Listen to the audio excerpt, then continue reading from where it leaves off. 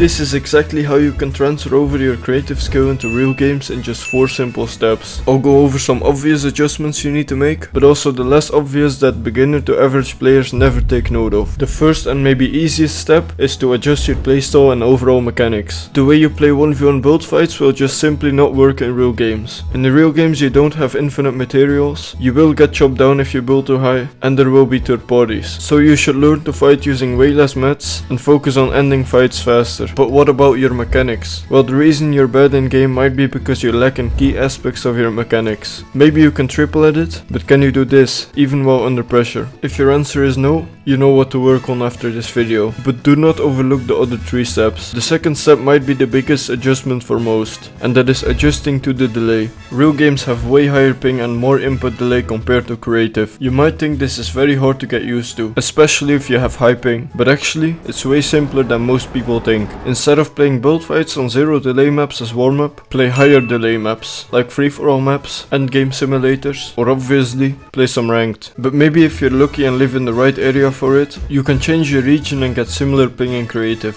The third step is the most overlooked, and that is changing your mentality and understanding pressure levels. I'll explain this quickly for you. In creative 1v1s for example, you don't lose much if you die, so there's not much pressure on you to win. But if you go over to tournaments, there's way more pressure, because if you die, your whole cup might be ruined. But what's the big deal about pressure? Well, the higher the pressure, the more stressed you will be, leading to you having less confidence. And confidence is something you need in order to fight. A lot of newer players are scared to play ranked because they don't want to D-rank. But if you actually want to improve, stop caring about your rank and get used to higher pressure. If you only play creative, then it's no surprise you do horrible in real games. But now, the final and probably the most important step, but at the same time the step almost all beginners skip: reflection. This is the best and most effective way of improving in the game. This will help you find exactly why you are bad in game compared to creative. I know I keep repeating this in every video, but please rewatch your games and find out why you die. Then you know exactly what you should work on. After you implement all 4 steps, all you have to do is get in your repetitions. Keep playing ranked, keep W keying, and you will slowly but surely transfer all of your creative skill into real games. But if you want to improve even more, maybe this video on the screen can help you.